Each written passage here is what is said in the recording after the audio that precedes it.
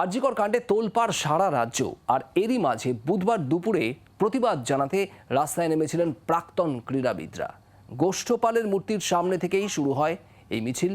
নির্যাতিতাকে দ্রুত বিচার দেওয়ার দাবিতে সরব হন সবাই। আমরা যে অন্যায়টা দেখি সবসময়, আমরা সমাজ থেকে প্রতিষ্ঠিত হয়েছি, সমাজের সব শ্রেণীর মানুষ আজ পথে নেমেছে একটাই জিনিস, যে অন্যায়টা আমরা দেখেছি, যে অবিচার, যে ইনজাস্টিস হয়েছে মেয়েটির ওপর, আমরা যাকে বোন বলছি, তার বিরুদ্ধে সে জাস্টিস পাক, বিচার পাক। তাহলে মেয়েরা কি সুরক্ষিত নয়? তাহলে আমাদের সঙ্গে সমাজে এই মানুষগুলোর ডিফারেন্স কি, পার্থক্য কি?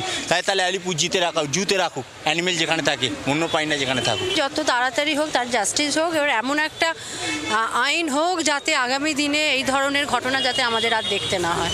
আমাদের সবার মধ্যে যে ঘুণ ধরে গেছে, এই ঘুণটা যাতে করে বেরোয়, এবং একে আমি একটা দৃষ্টান্তমূলক শাস্তি দাবি করছি, যাতে করে সেই শাস্তি দেখে পরবর্তী প্রজন্ম যারা আসবে, যারা দেখবে, তারা যেন সম্বন্ধে জানতে পারে, বুঝতে পারে যে কী ঘৃণ্য অপরাধ করেছে, তার জন্য কী শাস্তি পাওয়া যায়। কোনো রকমে একটা শাস্তি হয়ে গেল, লোককে দেখিয়ে দিলাম, তা কিন্তু না। যথার্থ শাস্তি যারা করেছে, আমি কিন্তু একটা জায়গায় এমফাসাইজ করছি, যারা করেছে, যে করেছে নয়। এই জায়গায় দাঁড়িয়ে যারা করেছে তাদের আমরা দৃষ্টান্তমূলক শাস্তি চাই।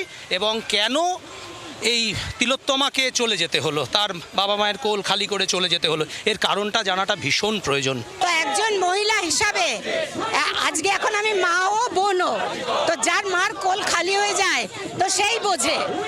আজকে আমরা চাইবো তার বাবা মার, যে মহিলা ডক্টর কর্মরত অবস্থায় আর.জি. করের মধ্যে গ্যাং রেপ বলুন আর রেপ বলুন হয়ে খুনি হয়েছে, তার বিচার সর্বস্তরের মানুষ চাইছে। মারা যাওয়ার পরে যেন আর কখনোই বলা হয় না যে আমি 10 লাখ টাকা 20,000 টাকা রেপের বেঁধে দিলাম।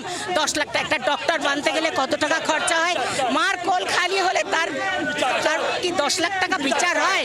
আমরা এটাকে কখন সমর্থন করি না। ইমিডিয়েট আমরা অপেক্ষায় রয়েছি, কত তাড়াতাড়ি শীঘ্রই এর একটা রেজাল্ট বেরোক এবং একটা এক্সাম্পল মতো একটা বিচার হোক, শাস্তি হোক।